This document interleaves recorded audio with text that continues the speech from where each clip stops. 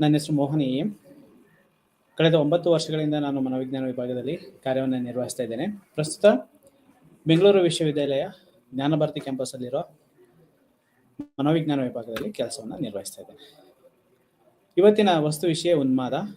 So ಕಳೆದ 2 ತರಗತಿನಲ್ಲಿ bipolar disorder ಮತ್ತು ಖಿನ್ನತೆ. ಸೊ ಖಿನ್ನತೆ ಬಗ್ಗೆ ಆಗಿದೆ. ಸೊ ಬೈಪೋಲಾರ್ ಅಂದರೆ which including depression as well as mania. So ಇವತ್ತು ಕಂಪ್ಲೀಟ್ ಆಗಿ ಮೀನಿಯಾ. ಸೊ ಮೀನಿಯಾ ಉನ್ಮಾದಕ್ಕೆ ಸಂಬಂಧಿಸಿದಂತೆ ಇರ್ತಕ್ಕಂತಹ ಗುಣಲಕ್ಷಣಗಳು, ಲಕ್ಷಣಗಳು, ಅದರ ಕಾರಣಗಳು ಮತ್ತು ಚಿಕಿತ್ಸಾ ಕ್ರಮ. ಸೊ ಇಷ್ಟು ವಿಷಯಗಳು ಇವತ್ತಿನ ವಸ್ತು ವಿಷಯ. ಸೊ ಉನ್ಮಾದ ಅಂತ ಅಂದರೆ, ಸೊ ಬೈಪೋಲಾರಲ್ಲಿ ನಾವು ನೋಡಿದ್ವಿ two extreme end of the emotions ಅಂತ, ಅಂದರೆ ಆಪೋಸಿಟ್, ವೈಸ ವರ್ಸ, ಈ ಖಿನ್ನತೆ ಮತ್ತು ಉನ್ಮಾದ. ಸೊ ಉನ್ಮಾದ ಅಂತ ಅಂದರೆ, ಉನ್ಮಾದನ ನಾವು ಈಸಿಯಾಗಿ ಅರ್ಥ ಮಾಡ್ಕೋಬೇಕು ಅಂತಂದರೆ ಖಿನ್ನತೆಯನ್ನು ಅರ್ಥ ಮಾಡ್ಕೋಬೇಕು. ಖಿನ್ನತೆ ಅಂತ ಅಂದರೆ, ಸೊ ಯಾವಾಗಲೂ ಒಂಟಿಯಾಗಿರುವಂಥದ್ದು, ಆಲೋಚನಾ ತಾಟುಗಳು ವಿಭಿನ್ನವಾಗಿರ್ತಕ್ಕಂಥದ್ದು, ಯಾರಿಗೂ ಶೇರ್ ಮಾಡ್ಕೊಳ್ಳದೆ ಇರ್ತಕ್ಕಂಥದ್ದು, ಗೌಪ್ಯವಾಗಿರ್ತಕ್ಕಂಥದ್ದು. ಓಕೆ, ಸೊ ತಮ್ಮ ಮಾನಸಿಕ ಸ್ಥಿತಿಗತಿಗಳನ್ನು ಒಂಥರ ಎಕ್ಸ್ಟ್ರೀಮ್ ಆಗಿ ಇರ್ತಕ್ಕಂಥ ಒಂದು ಕಂಡೀಷನ್ಸು, ಅದನ್ನು ಖಿನ್ನತೆ ಅಂತ ಕರೀತಾರೆ. ಸೊ ಉನ್ಮಾದ it's vice versa of depression. So that is ಉನ್ಮಾದ. ಸೊ ಇದನ್ನು ಅಸಹಜವಾಗಿ ರೇಗುವ ಅಥವಾ ಮನಸ್ಸನ್ನು ಉತ್ತೇಜನಗೊಳಿಸುವಂತಹ ಶಕ್ತಿಯ ಮಟ್ಟವನ್ನು ಉದ್ದೀಪನಗೊಳಿಸುವುದು. ಸೊ ಹೀಗೆ ಬೇರೆ ಬೇರೆ ಅರ್ಥದಲ್ಲಿ ಇದನ್ನು ಕರೀತಾ ಹೋಗ್ಬೋದು. ಕೆಲವರು so extreme activities, okay, over activities, ನಮ್ಮನ್ನು ನಾವು ಹೈಪರ್ ಆಕ್ಟಿವಿಟೀಸ್ನಲ್ಲಿ ತೊಡ್ಕೊಳಿಸ್ಕೊಳ್ಳುವಂಥದ್ದು. ಸೊ ಹೀಗೆ ಬೇರೆ ಬೇರೆ ಅರ್ಥಗಳಿಂದ ಅಥವಾ ನಾನಾ ಅರ್ಥಗಳಿಂದ ಈ ಉನ್ಮಾದ ಅಂತಕ್ಕಂಥದ್ದನ್ನು ಕರೀತಾರೆ. ಈ ಶಬ್ದ ಗ್ರೀಕ್ನ ಮಿನಿಯಾ, ಓಕೆ, ಸೊ ಹುಚ್ಚು ಉನ್ಮಾದ, ಮತ್ತು ಅದರ ಕ್ರಿಯಾಪರವಾದ ಮೆರೆಯುವಾ ಮೈ ಅಂತ ಕರೀತಾರೆ. ಅಂದರೆ ಹುಚ್ಚು ಕೋಪೋದ್ರೇಕಗೊಳ್ಳುವಂಥದ್ದು, ರೋಷಾವೇಶದಿಂದ ಇರ್ತಕ್ಕಂಥ ಒಂದು ಕಂಡೀಷನ್ನು. ಅಂದರೆ ಕೋಪ ಬರುತ್ತೆ, ನಾರ್ಮಲ್ ಆಗಿ ಎಂತರಿಗೂ ಕೋಪ ಬರುತ್ತೆ, ಅದು ಅತಿರೇಕಕ್ಕೆ ಹೋಗುತ್ತೆ. ಸೊ ಅಂತಹ ಒಂದು ಸ್ಥಿತಿಯನ್ನು ನಾವು ಉನ್ಮಾದ ಅಂತ ಕರಿಬಹುದು. ಓಕೆ, ಸೊ ಡಿಪ್ರೆಷನ್ ಅಂತ ಅಂದಾಗ, ಸೊ ಕೆಲವರು ಐಸೋಲೇಟೆಡ್ ಆಗೂ ಇರ್ತಾರೆ, ಮನಸ್ಸನ್ನು ಒಂದು ವೇನಲ್ಲಿ ಹೆಚ್ಚು ಹರಿಬಿಡ್ತಾ ಹೋಗ್ತಾರೆ. ಸೊ ಅಫ್ಕೋರ್ಸ್, ಸೊ ಅಂಥದ್ದೇ ಒಂದು ಸ್ಥಿತಿಗತಿನಲ್ಲಿ ಇದ್ದಾರೆ, ಅಥವಾ ಅದು ತುಂಬ ತಿಂಗಳಗಳವರೆಗೆ, ವರ್ಷಗಳವರೆಗೆ ಮುಂದುವರಿತಾ ಇದೆ ಅಂತ ಅಂದಾಗ, ಸೊ ಅದನ್ನು ನಾವು ಬೈಪೋಲಾರ್ ಡಿಸಾರ್ಡರ್ಸ್ ಅಂತ ನಾವು ಅದನ್ನು ಕರಿತೀವಿ. ಅಂದರೆ ಟು ಎಕ್ಸ್ಟ್ರೀಮ್ ಎಂಡ್ ಇರ್ತಕ್ಕಂಥ ಒಂದು ಎಮೋಷನಲ್ ಕಂಡೀಷನ್ಸ್ ಅಂತ. ಸೊ ಇದು ಬೇಗ it is like BP, sugar ಅನ್ನೋ ರೀತಿನಲ್ಲಿ. ಸೊ ಹೇಗೆ ಒಮ್ಮೆ ಅದು ಕಾಣಿಸ್ಕೊಂಡ್ರೆ, ಶುಗರ್ ಆಗಲಿ BP ಆಗಲಿ, ಸೊ ಲಾಂಗರ್ ಪೀರಿಯಡಲ್ಲಿ ಅದು ನಮ್ಮಲ್ಲಿ ಉಳ್ಕೊಳ್ತಾ ಹೋಗುತ್ತೆ, ನಮ್ಮ ಜೊತೆಯಲ್ಲಿ ಅದು ಬರ್ತಾ ಹೋಗುತ್ತೆ. ಸೊ ಅದೇ ರೀತಿಯಾಗಿ ಈ ಒಂದು ಬೈಪೋಲಾರ್ ಡಿಸಾರ್ಡರ್ಸು ನಮ್ಮಲ್ಲಿ ಹೆಚ್ಚು ದಿನಗಳವರೆಗೆ ಈ ಒಂದು ರೋಗ ಲಕ್ಷಣಗಳು, ಗುಣಲಕ್ಷಣಗಳು ನಮ್ಮ ಜೊತೆಯಲ್ಲೇ ಸಾಕ್ತಾ ಹೋಗುತ್ತೆ. ಸೊ ಅದನ್ನು bipolar disorder. So bipolar, so ಎರಡು ದ್ವಿಧ್ರುವ ಅಂತ ಏನು ಕರೀತಾರೆ. ಸೊ ಅದರದ್ದು ಒಂದು ಧ್ರುವ ಉನ್ಮಾದ, ಮತ್ತೊಂದು ಧ್ರುವ ಖಿನ್ನತೆ. ಸೊ ಎರಡು ಯಾವಾಗ ಕಂಬೈನ್ ಆಗ್ತಾ ಹೋಗುತ್ತೆ, ಸೊ ಕೆಲವೊಂದು ಬಾರಿ ಈ ಹೆಚ್ಚು ಉನ್ಮಾದದಲ್ಲಿ ಇರ್ತಕ್ಕಂಥದ್ದು ಒಂದು ರೀತಿ ಆದರೆ, ಅಥವಾ ಖಿನ್ನತೆಯಲ್ಲಿ ಇರ್ತಕ್ಕಂಥದ್ದು ಒಂದು ರೀತಿ ಆದರೆ, ಸೊ ಈ ಒಂದು ಬೈಪೋಲಾರ್ ಡಿಸಾರ್ಡರ್ಸ್ ಅಂತ ಏನಿದೆ, ಸೊ ಎರಡೂ ರೀತಿಯಾದಂಥ ಗುಣಲಕ್ಷಣಗಳು, ಸೊ ಇದು ಹೆಚ್ಚು ತೊಂದರೆಗೆ ಒಳಗಾಗುವ ಅಥವಾ ತೊಂದರೆ ಕೊಡುವಂತಹ ಒಂದು ಡಿಸಾರ್ಡರ್ಸ್ ಅಂತ ನಾವು ಹೇಳ್ಬಹುದು. ಸೊ ಉನ್ಮಾದ ಹೈಪರ್ ಆಕ್ಟಿವಿಟೀಸ್ ಅಂತ ಹೇಳ್ಬೋದು. ಸೊ ಈಗ ಮಕ್ಕಳಲ್ಲಿ ADHD ಕಾಣಿಸ್ಕೊಳ್ಳುತ್ತೆ, okay, attention deficit and hyperactivity disorders.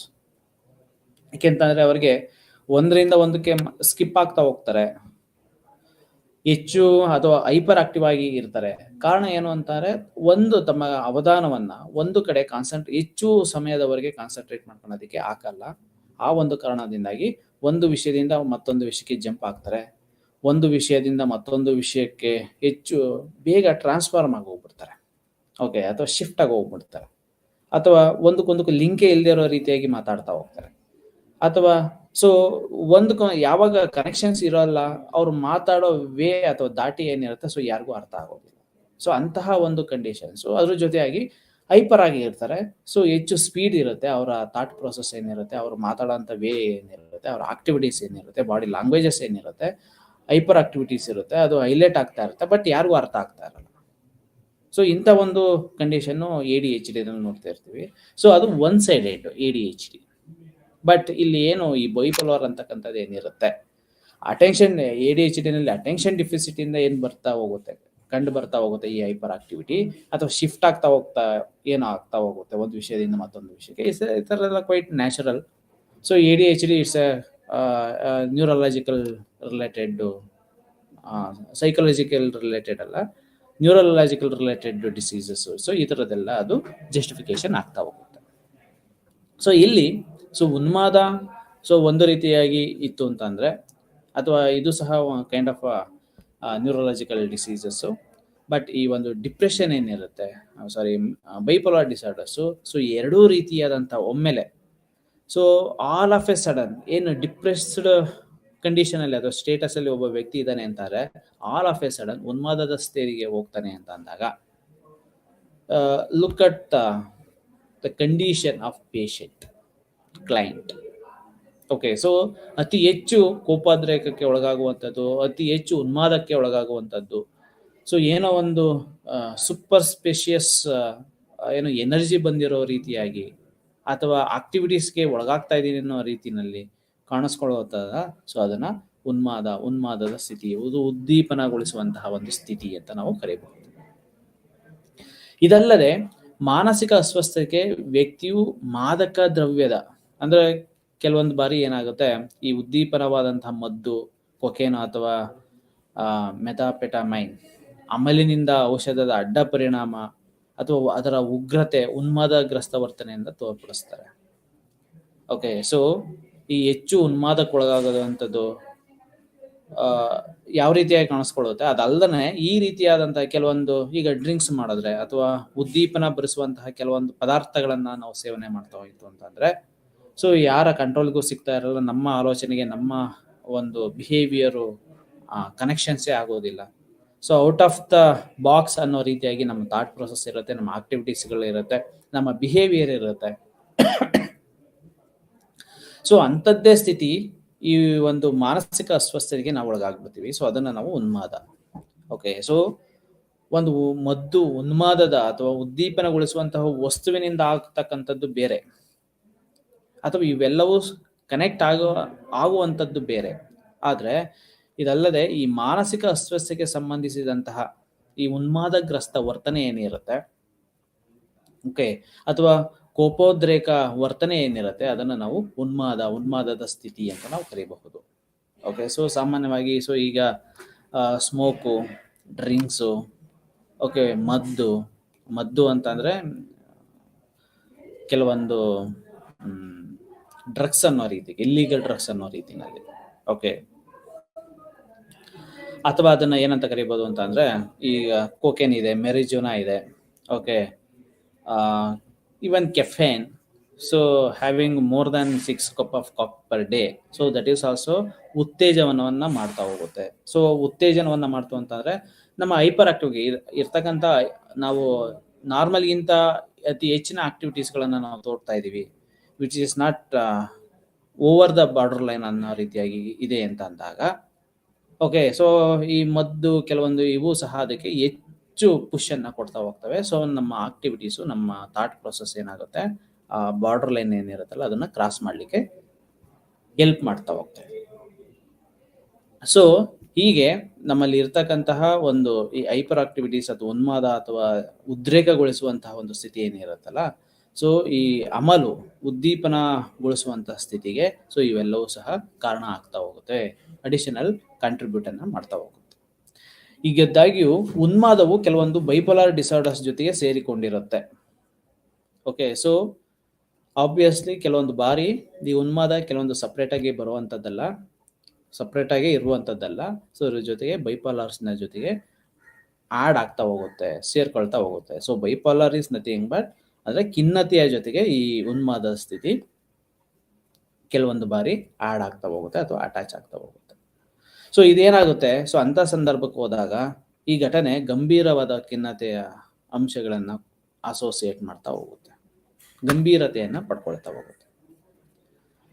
So ಗಂಭೀರತೆಯನ್ನ ಪಡ್ಕೊಳ್ತಾ ಹೋಗುತ್ತೆ ಅಂತ ಅಂದ್ರೆ ಈ ಒಬ್ಬ ವ್ಯಕ್ತಿ ಖಿನ್ನತೆ as well as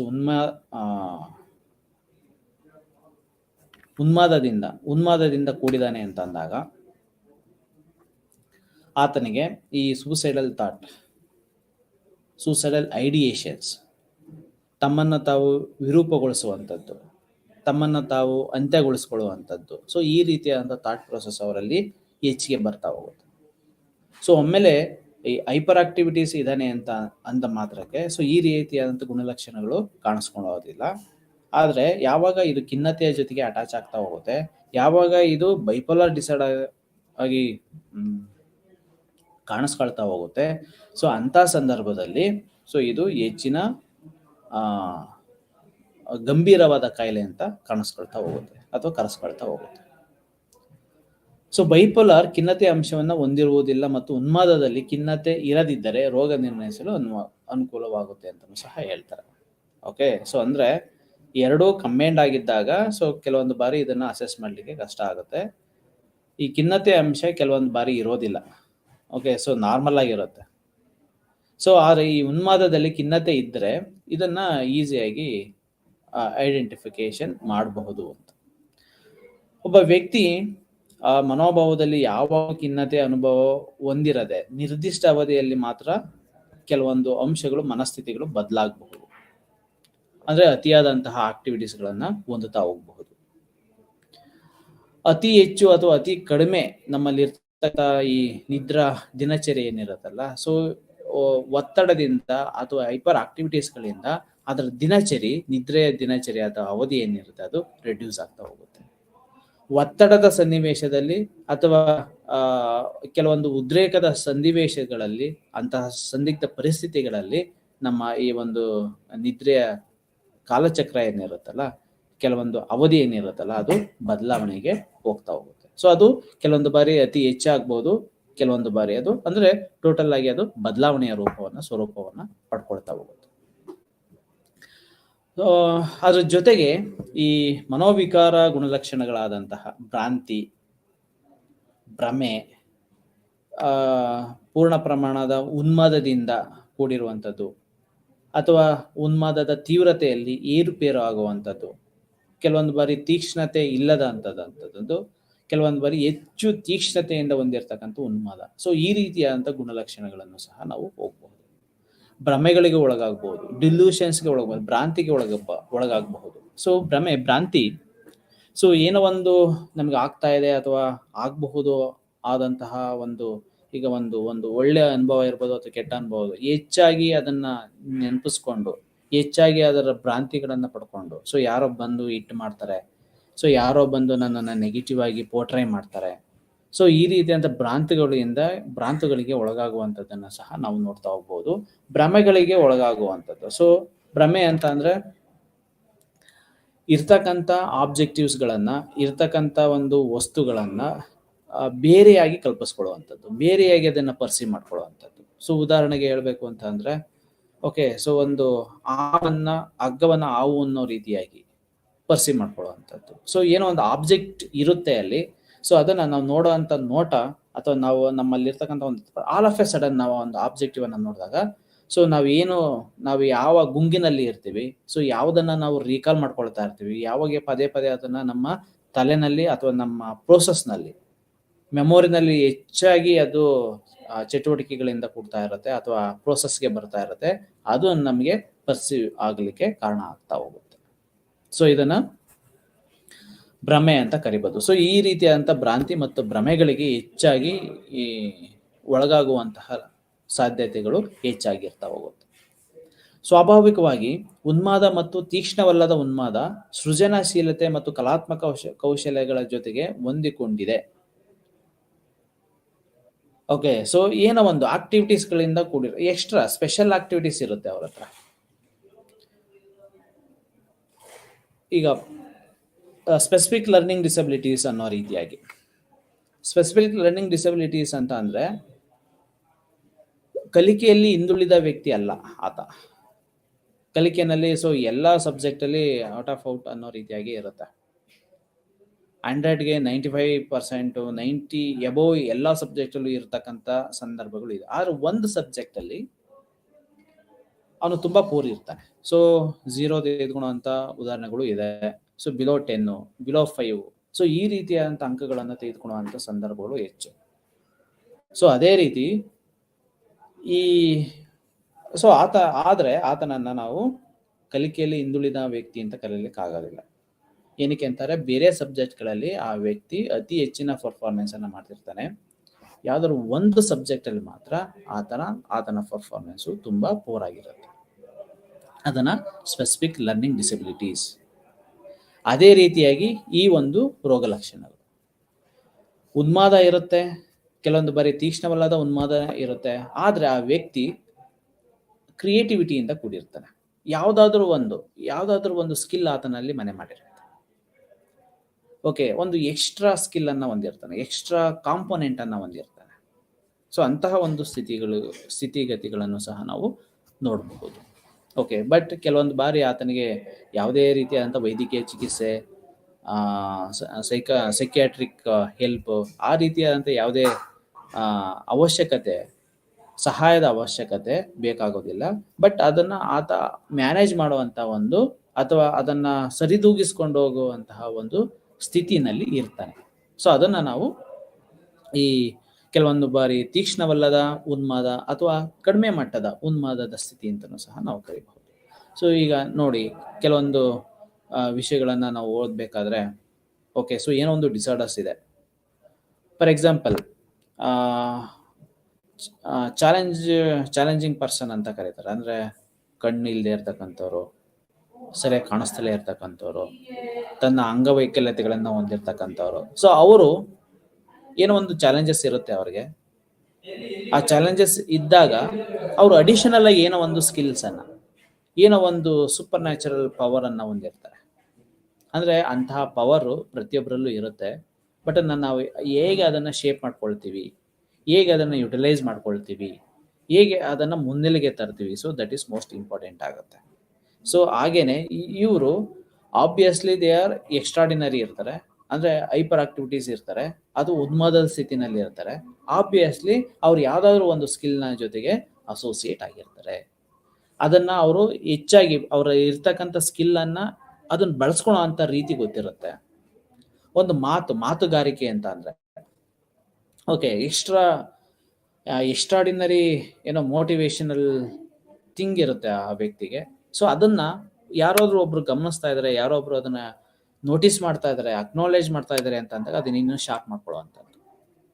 okay, so ಕೆಲವರು ನೆಗೆಟಿವ್ ಪೋರ್ಟ್ರೇನೇ ಆಗಿರ್ತಾರೆ, ಬಟ್ ಕೆಲವೊಂದು ವಿಷಯಗಳಲ್ಲಿ, ಕೆಲವೊಂದು ಸಂದರ್ಭಗಳಲ್ಲಿ ಆ ಎಲ್ಲ ನೆಗೆಟಿವ್ ಆಗಿರ್ತಕ್ಕಂಥ ಪೋರ್ಟ್ರೇಟ್ಗಳನ್ನ ಸೊ ಅದನ್ನ ಮೈನಸ್ ಮಾಡಿಬಿಡ್ತಾರೆ. ಅವ್ರದ್ದೇ ಆದಂಥ ಒಂದು ಗೆಸ್ಚರ್ಸ್ ತೋರಿಸೋದ್ರ ಮುಖಾಂತರ, ಅವ್ರದ್ದೇ ಆದಂಥ ಒಂದು ಒಳ್ಳೆ ರೀತಿಯಾದಂಥ, ಸೊ ಇಂಡಿಪೆಂಡೆಂಟ್ ಆಗಿದ್ದಾಗ ಅಥವಾ ಇಂಡಿವಿಜುವಲ್ ಆಗಿದ್ದಾಗ, ಸೊ ಬೇರೆ ಬೇರೆ ನೆಗೆಟಿವ್ ಆಟಿಟ್ಯೂಡು ಅಂಶಗಳೆಲ್ಲ ಡೆವಲಪ್ ಆಗ್ತಾ ಇರುತ್ತೆ. ಸೊ ಎಲ್ಲರೂ ಇತ್ತು ಅಂತ ಒಂದು ಸಾಫ್ಟ್ ನೇಚರ್ ತೋರಿಸ್ಕೊಳ್ಳೋಂಥದ್ದು. ಸೊ ಹೈಪರ್ ಆಕ್ಟಿವಿಟೀಸ್ ಇತ್ತು ಅಂತ ಅಂದ್ರೂ ಅದನ್ನು ಮರೆಮಾಚುವಂಥ ಅನೇಕ ಆಕ್ಟಿವಿಟೀಸ್ಗಳನ್ನು ತೋರಿಸುವಂಥ ಸ್ಕಿಲ್ಸು ಅವರಲ್ಲಿ ಸಾಮಾನ್ಯವಾಗಿ ಇರುತ್ತೆ. ಸೊ ಏನಾದರೂ ಒಂದು ಸ್ಕಿಲ್, ಅಡಿಷನಲ್ ಸ್ಕಿಲ್ಸು, ಸೊ ಇವರಲ್ಲಿ ಈ ಉನ್ಮಾದ ಅಥವಾ ತೀಕ್ಷ್ಣವಲ್ಲದ ಉನ್ಮಾದ ಹೊಂದಿರತಕ್ಕಂಥ ವ್ಯಕ್ತಿಗಳಲ್ಲಿ ಇರೋದನ್ನ ನಾವು ನೋಡಬಹುದು. ಓಕೆ, ಸೊ ಒಂದು ಕ್ಲಾಸ್ ರೂಮ್ ಅಲ್ಲಿ ಇದ್ದಾರೆ ಅಂತ ಅಂದಾಗ, ಸೊ ಕ್ಲಾಸ್ ರೂಮ್ ಅಲ್ಲಿ ಔಟ್ ಇರ್ತಾನೆ, ಬಟ್ ಅಡಿಷನಲ್ ಆಗಿ ಸೊ ಆ ತರ ತರಲೆ ಮಾಡಿದ್ರು, ಈ ತರ ತರಲೆ ಮಾಡಿದ್ರು, ಸೊ ಅವ್ರನ್ನ ನೆಗೆಟಿವ್ ಆಗಿ ಬೈದ್ರು, ನೆಗೆಟಿವ್ ಆಗಿ ಏನೋ ಬಿಹೇವ್ ಮಾಡಿದ್ರು ಅವ್ರ ಜೊತೆ. ಓಕೆ, ಒಂದು ಲೇಡೀಸ್ ಜೊತೆ ಅಥವಾ ಟೀಚರ್ಸ್ ಜೊತೆ ನೆಗೆಟಿವ್ ಆಗಿ ನಡೆದುಕೊಂಡ್ರು.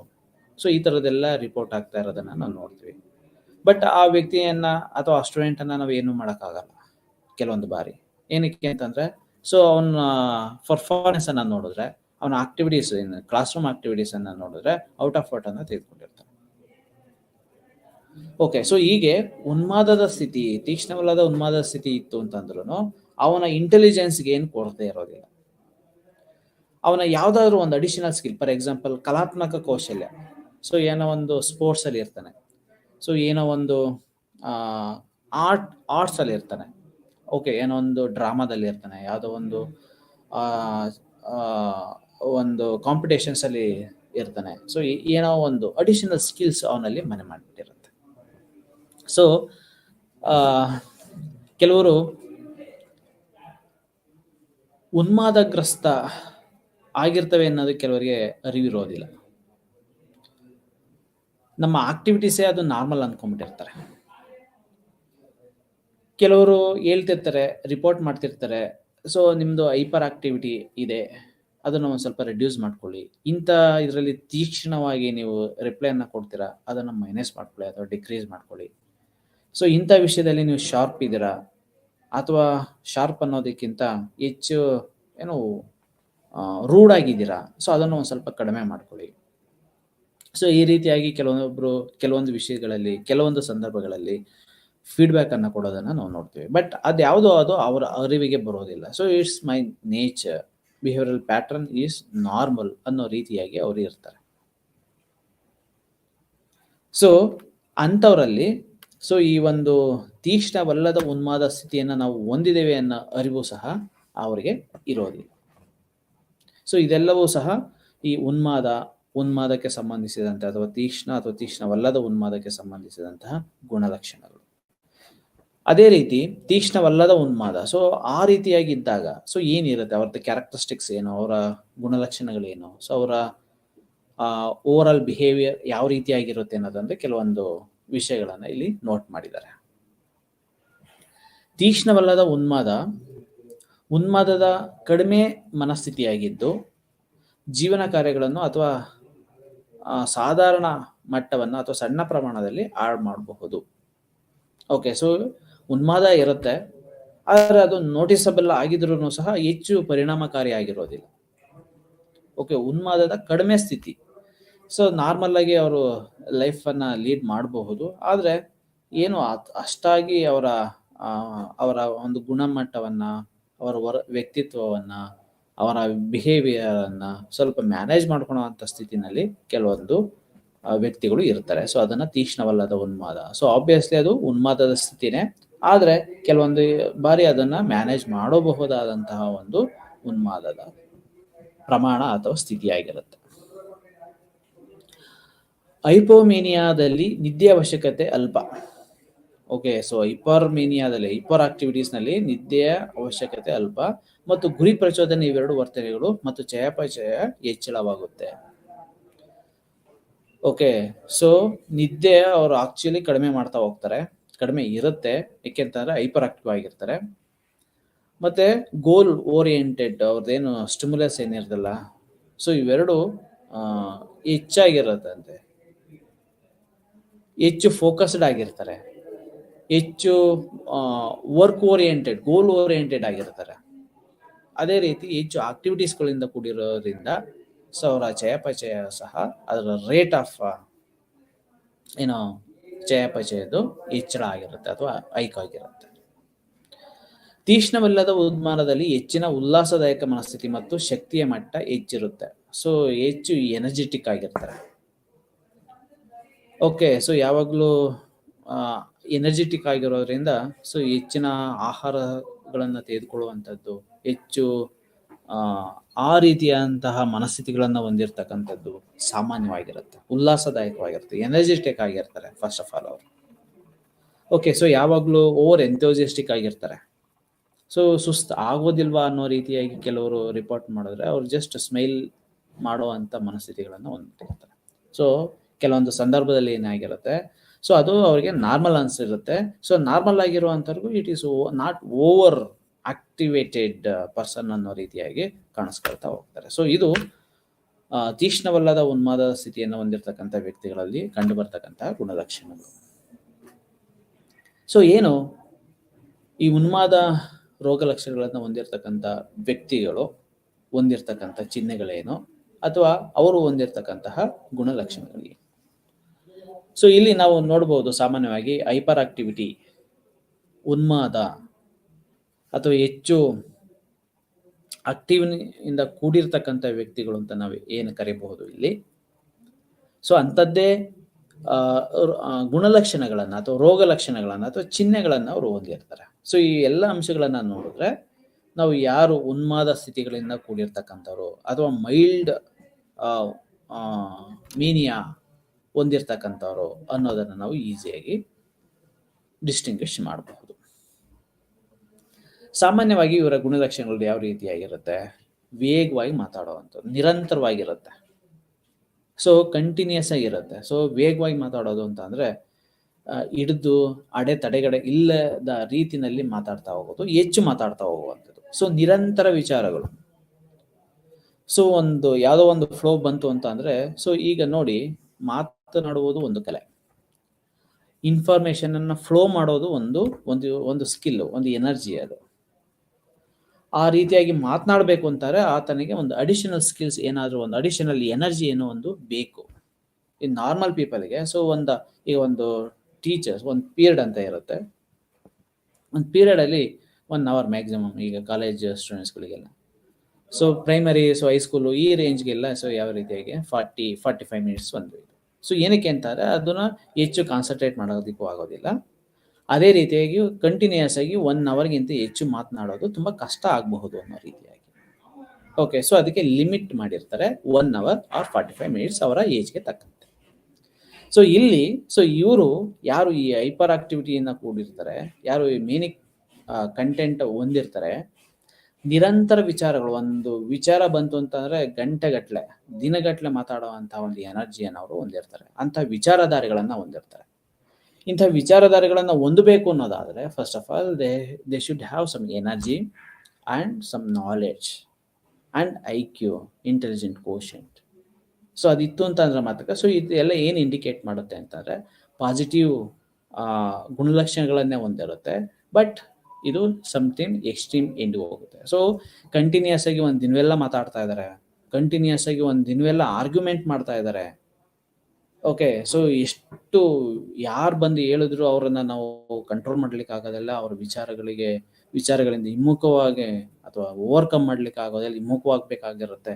ಇಂಥ ಸ್ಥಿತಿಗಳನ್ನು ಹೊಂದಿದ್ದಾರೆ ಅಂತಂದ್ರೆ ಇಟ್ ಈಸ್ ದೇರ್ ಸ್ಟ್ರೆಂತ್.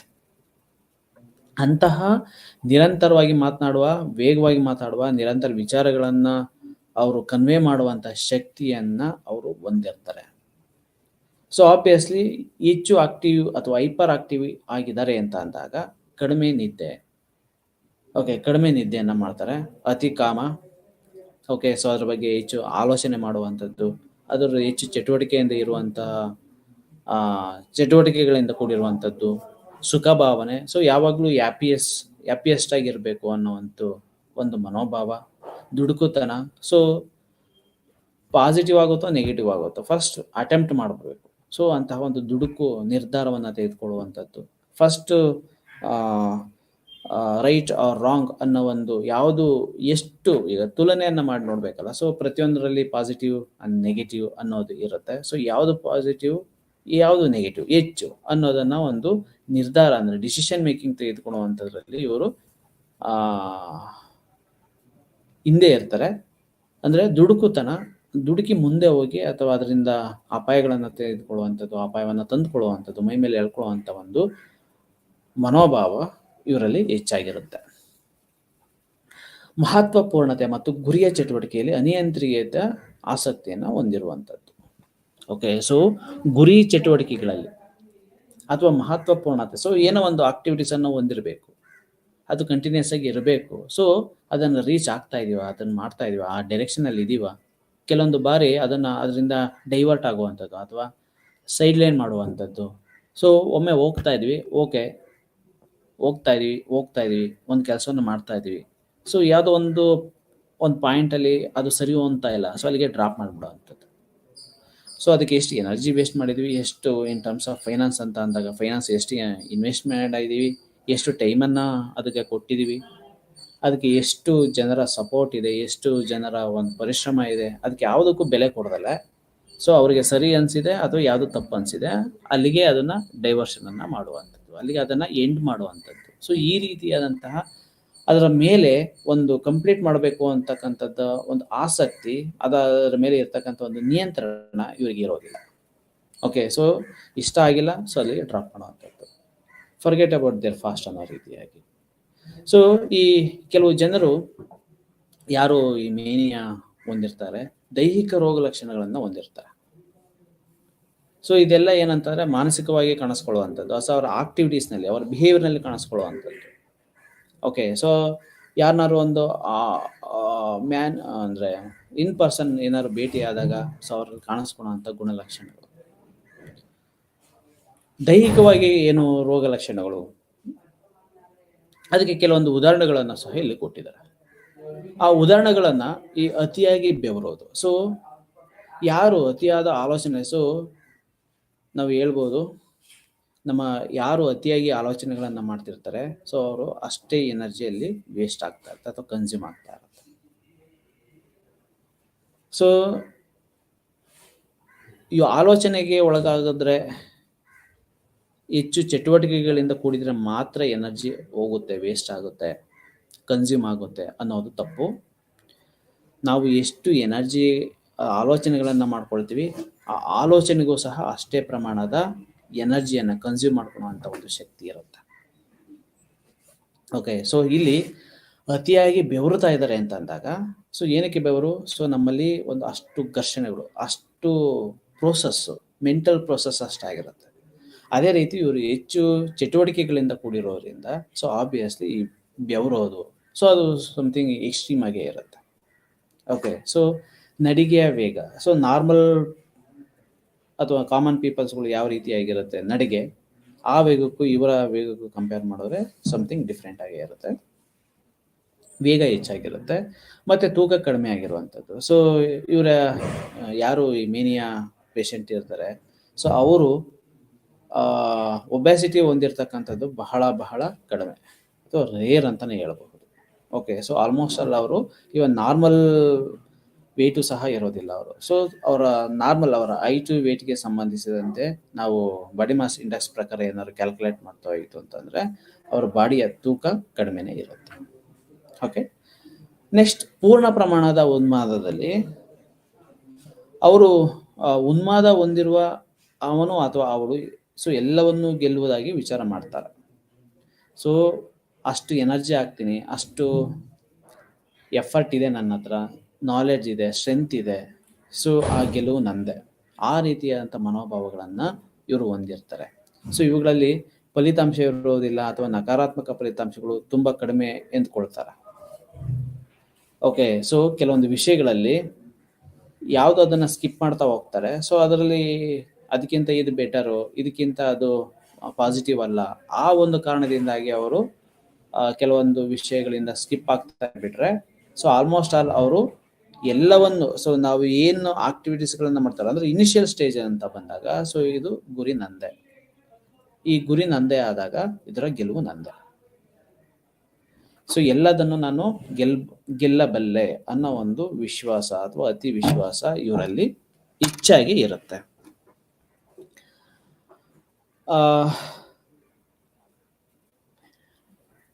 ಅವ್ರು ಏನು ಗಳಿಸ್ಕೋಬೇಕು ಅಂದ್ಕೊಂಡಿರ್ತಾರಲ್ಲ, ಗುರಿ ನಿರ್ದೇಶಿತ ವರ್ತನೆ, ಗೋಲ್ ಓರಿಯೆಂಟೆಡ್ ಬಿಹೇವಿಯರ್ ಏನಿರುತ್ತೆ ಅದರ ಕುರಿತಾದಂತಹ ಅವರು ಅದ್ರ ಬಗ್ಗೆ ಹೆಚ್ಚು ಆಲೋಚನೆ ಮಾಡಬೇಕು, ಪ್ಲ್ಯಾನ್ ಮಾಡಬೇಕು, ಹೇಗೆ ಅಚೀವ್ಮೆಂಟ್ ಮಾಡಬೇಕು, ಅಥವಾ ಅದನ್ನು ಯಾವುದನ್ನು ಹೆಚ್ಚು ಕಂಟ್ರೋಲ್ ಮಾಡಬೇಕು, ಹೇಗೆ ನಿಗ್ರಹಿಸ್ಕೊಳ್ಬೇಕು. ಸೊ ಈ ರೀತಿಯಾಗಿ ಇರಬೇಕು ಅಂತ ಏನಿಲ್ಲ ಅವ್ರಿಗೆ. ಅಂತಹ ಯಾವುದೇ ಒಂದು ಪ್ರೀ ಆಕ್ಟಿವಿಟೀಸ್ ಏನಿರುತ್ತೆ ಆ ಥರದ್ದೇನು ಅವರಿಗೆ ಅವಶ್ಯಕತೆ ಇರೋದಿಲ್ಲ. ಅವ್ರಿಗೆ ಅವಶ್ಯಕತೆ ಏನು ಅಂತಂದರೆ ಆ ಮೂಮೆಂಟ್ಗೆ ಅದು ಬೇಕು ಅಂತಂದಾಗ ಅಟ್ ಎನಿ ಕಾಸ್ಟ್, ಸೊ ಅದು ಶ್ರಮ ಇರಬಹುದು, ಫೈನಾನ್ಷಿಯಲ್ ಇರ್ಬೋದು, ಯಾರದೇ ಸಪೋರ್ಟ್ ಮಾಡಬಹುದು, ಅದು ಯಾರದೇ ಸಪೋರ್ಟ್ ಆಗಿರ್ಬೋದು, ಅದನ್ನು ಗಳಿಸ್ಕೊಳ್ಳುವಲ್ಲಿ ಅವರು ಯಶಸ್ವಿಯಾಗಿರ್ತಾರೆ. ಲಾಂಗ್ ಪೀರಿಯಡಲ್ಲಿ ಅವರು ಕೆಲವೊಂದು ಬಾರಿ ಆಲೋಚನೆ ಮಾಡುವಂಥದ್ದು ಅಥವಾ ಪ್ಲ್ಯಾನ್ ಆಗಿ ಅವರು ಆಲೋಚನೆ ಮಾಡತಕ್ಕಂಥದ್ದು ತುಂಬ ಕಡಿಮೆ. ಹೈಪೋಮೇನಿಯಾ ಭಿನ್ನವಾದದ್ದು. ಸೊ ಇದಕ್ಕೆ ಕಂಪೇರ್ ಮಾಡಿದ್ರೆ ಈ ಹೈಪೋಮೇನಿಯಾ, ಸೊ ಅದರಲ್ಲಿ ನೆಕ್ಸ್ಟ್ ಈ ಮೈಲ್ಡ್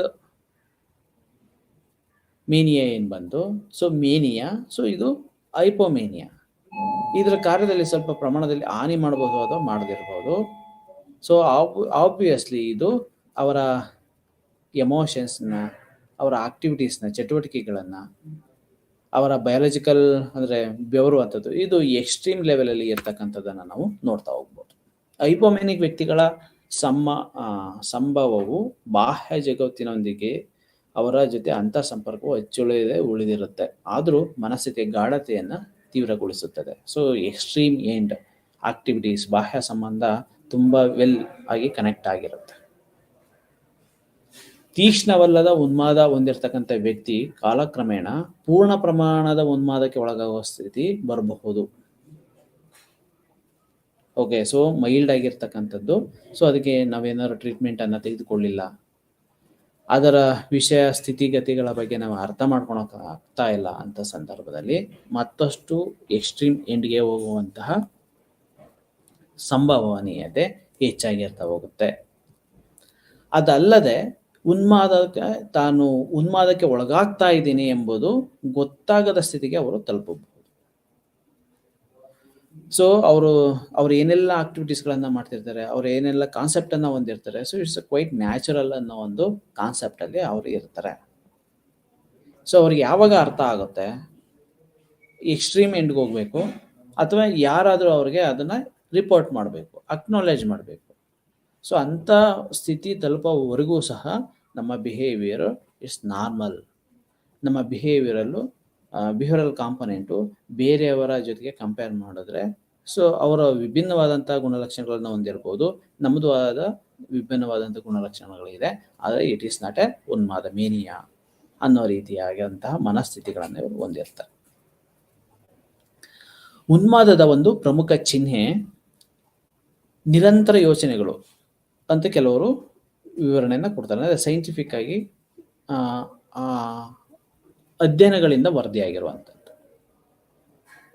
ಕಡಿಮೆ ಪ್ರಮಾಣದ ಹೈಪೋಮೇನಿಯಾ ಇತ್ತು ಅಂತಂದ್ರೆ, ಅಂದರೆ ತೀಕ್ಷ್ಣವಲ್ಲದ ಹೈಪೋಮೇನಿಯಾ ಅಥವಾ ಉನ್ಮಾದ ಇತ್ತು ಅಂತಂದ್ರೂ ಸಹ ಈ ರೀತಿಯಾದಂಥ ಗುಣಲಕ್ಷಣಗಳು ಅವರಲ್ಲಿ ಇರ್ತಕ್ಕಂಥದ್ದನ್ನು ನಾವು ನೋಡಬಹುದು.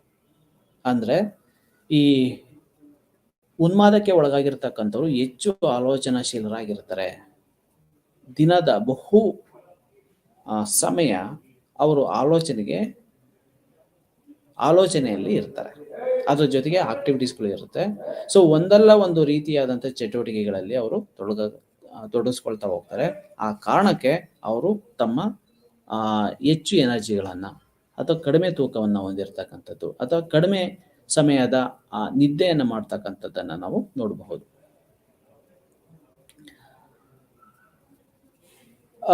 ಕೆಲವೊಂದು ವಿಷಯದಲ್ಲಿ ಸಂಪೂರ್ಣವಾಗಿ ಅವರ ಮನಸ್ಸಿನ ವಿಚಾರಗಳು ಆವರಿಸ್ಕೊಂಡಿರುತ್ತೆ, ಅನ್ಯ ಮನಸ್ಕತೆಯನ್ನು ಉಂಟು ಮಾಡಬಹುದು. ಸೊ ಯಾವಾಗ ನಾನು ನಾರ್ಮಲ್ ಪಾಪ್ಯುಲೇಷನ್ ಜೊತೆಗೆ ನಾನು ಮ್ಯಾಚ್ ಆಗ್ತಾ ಇಲ್ಲ ಅಂತ ಅನ್ನಿಸ್ದಾಗ, ನಮ್ಮ ಮನಸ್ಸಿನ ಸ್ಥಿತಿಗತಿಗಳು ಸಾಮಾನ್ಯ ವರ್ಗದ ಜೊತೆಗೆ ಮನಸ್ಥಿತಿಗಳ ಜೊತೆಗೆ ಅದು ಕಂಪೇರ್ ಆಗ್ತಾ ಇಲ್ಲ ಅಂತ ಅಂದಾಗ, okay, so they are quite different, so I also quite different, so we want to go with our own business, own work ಅನ್ನೋ ರೀತಿಯಾಗಿ ಇವರು ತಮ್ಮದೇ ಆದಂತಹ ಒಂದು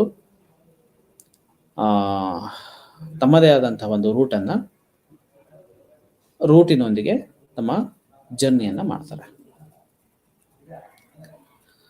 ಸೊ ಮತ್ತೊಂದು ಗುಣಲಕ್ಷಣ ಏನು ಅಂತಂದ್ರೆ, ಕಾಲದ ಪರಿವೇ ಇಲ್ಲದಂತೆ ಮಾಡುತ್ತೆ. ಸೊ ಯಾವಾಗಲೂ ಆಕ್ಟಿವಿಟೀಸ್ಗಳ ಹೊಂದಿರೋದ್ರಿಂದ ಯಾವುದು ಸರಿ ಯಾವುದು ತಪ್ಪು, ಓಕೆ, ಈಗ ನಾರ್ಮಲ್ ಪಾಪ್ಯುಲೇಷನ್ಗೆ ಕಾಲಕ್ಕೆ ಯಾವ ರೀತಿಯಾದಂಥ ಡೆವಲಪ್ಮೆಂಟ್ ಆಗಬೇಕು, ಏನೆಲ್ಲ ಚೇಂಜಸ್ಗಳಾಗಬೇಕು, ಜೀವನದ ಬದಲಾವಣೆಗಳು ಯಾವ ರೀತಿ ಆಗಿರಬೇಕು ಅನ್ನೋ ಒಂದು ನಾರ್ಮಲ್ ಐಡಿಯಾಲಜಿ ಇರುತ್ತೆ. ಓಕೆ, ಸೊ ಒಂದು 30 ಏಜಸ್ನಲ್ಲಿ ಈ ರೀತಿಯಾದಂಥ ಒಂದು ಡಿಗ್ರಿ ಕಂಪ್ಲೀಟ್ ಮಾಡಿಕೊಂಡು ಒಂದು 20 ಇಯರ್ಸ್ಗೆ, ಒಂದು 30 ಇಯರ್ಸ್ಗೆ ಲೈಫನ್ನು ಸೆಟಲ್ ಮಾಡ್ಕೋಬೇಕು ಅನ್ನೋದು ಇರುತ್ತೆ. ಸೊ ಇವರಿಗೆ ಕಾಲದ ಪರಿವೇ ಇರೋದಿಲ್ಲ. ಸೊ ಓದಬೇಕು ಅಂತಂದರೆ ಓದ್ತಾ ಇರೋದು. ಓಕೆ, ಸೊ ಎಲ್ಲಿವರೆಗೂ ಓದ್ತಾ ಇರ್ಬೋದು? So forget about there earning. Okay, so ಇದನ್ನು ಗೇನ್ ಮಾಡಬೇಕು ಅಂತ ಅವ್ರಿಗೆ ಅನಿಸಿದ್ರೆ ಈ ಒಂದು ನಾಲೆಡ್ಜನ್ನು ಗೇನ್ ಮಾಡಬೇಕು. ಓಕೆ, ಸೊ ಕಾಲದ ಪರಿಮಿತಿ ಇರೋದಿಲ್ಲ. ಅಂದರೆ ಕಾಲದ ಪರಿವೇ ಇಲ್ಲದಂತೆ, ಅರಿವೇ ಇಲ್ಲದಂತೆ ಇವರ ಒಂದು ಆಕ್ಟಿವಿಟೀಸು, ಇವರ ಒಂದು ಥಾಟ್ ಪ್ರೊಸೆಸ್ಸು ಅದನ್ನು ಅಚೀವ್ಮೆಂಟ್ ಮಾಡೋ ಒಂದು ದಾಟಿನಲ್ಲೇ ಇರ್ತಾರೆ. ಯಾವಾಗ ಎಲ್ಲಿವರೆಗೂ ಆ ಒಂದು ವಿಷಯ ಅವರಿಗೆ ಸರಿ ಅನಿಸುತ್ತೆ, ಎಲ್ಲಿವರೆಗೂ ಆ ಒಂದು ನಾಲೆಡ್ಜನ್ನು ಅವರು ಗೇನ್ ಮಾಡ್ಕೋಬೇಕು ಅಂತ ಅವ್ರ ಥಾಟ್ ಪ್ರೊಸೆಸ್ನಲ್ಲಿ ಬರುತ್ತೆ. ಸೊ ಅಲ್ಲಿವರೆಗೂ ಅದರದೇ ಆದಂಥ ಆಕ್ಟಿವಿಟೀಸ್ಗಳಲ್ಲಿ ಹೊಂದಿರ್ತಾರೆ. ಯಾವಾಗ ಇದು ಸಾಕು ಅಥವಾ ಸ್ಟಾಪ್ ಮಾಡಬೇಕು ಅಂತ ಅನಿಸುತ್ತೆ, ಅಲ್ಲಿಗೆ ಸಡನ್ ಆಗಿ ಸ್ಟಾಪ್ ಮಾಡ್ತಾ ಹೋಗ್ತಾರೆ. ನಿರಂತರ ಆಲೋಚನೆಗಳು ಅಥವಾ ಯೋಚನೆಗಳು ಕೂಡ ಸುಪ್ತ ಸಾಮರ್ಥ್ಯದೊಳಗೆ ಇಳುವ ಮಧ್ಯ ಪ್ರವೇಶಿಸುತ್ತವೆ. ಓಕೆ, ಸೊ ಕೆಲವೊಂದು ನಮ್ಮಲ್ಲಿ ಇರ್ತಕ್ಕಂಥ ಸಾಮರ್ಥ್ಯದ ಒಳಗೆ ಇಳಿಯಲು ಮಧ್ಯ ಪ್ರವೇಶ ಮಾಡ್ತವೆ ನಮ್ಮ ನಿರಂತರ ಯೋಚನೆಗಳು ಅಂತ ಹೇಳ್ತಾರೆ. ಸೊ ಶೀಘ್ರ ಕೋಪಿಷ್ಠನಾಗುವುದು, ವ್ಯಕ್ತಿಯ ಸುಲಭವಾಗಿ ಅಥವಾ ಬಹಳ ಬೇಗನೆ ಸಿಟ್ಟಾಗುವ ಮೂಲಕ ಉನ್ಮಾದವನ್ನ ತೋರ್ಪಡಿಸ್ತಾನೆ. ಹೇಗೆ ನಮ್ಮ behaviour all of A sudden changes ಆಗುತ್ತೆ, ಬೇರೆಯವರಿಗೆ ಈತ ಉನ್ಮಾದದ ಸ್ಥಿತಿಯನ್ನು ಹೊಂದಿದಾನೆ ಅನ್ನೋದು ಹೇಗಾಗುತ್ತೆ ಅಂತಂದ್ರೆ, ಸೊ ಫ್ರಾಕ್ಷನ್ ಆಫ್ ಸೆಕೆಂಡ್ ಎಲ್ಲ ಆಗ್ತಕ್ಕಂಥ ಬದಲಾವಣೆಗಳು ಇವು, ಅಥವಾ ಅಸಾಧಾರಣವಾದಂತಹ ಪ್ರತಿಭೆ ಮುಂತಾದ ಲಕ್ಷಣಗಳನ್ನ ಇವರು ಹೊಂದಿರ್ತಾರೆ. ಆಬ್ವಿಯಸ್ಲಿ ಸೊ ಇವರು ಒಂದು ಎಕ್ಸ್ಟ್ರಾಡಿನರಿ ಆಗಿರ್ತಕ್ಕಂಥ ಒಂದು ಸ್ಕಿಲ್ ಇರುತ್ತೆ.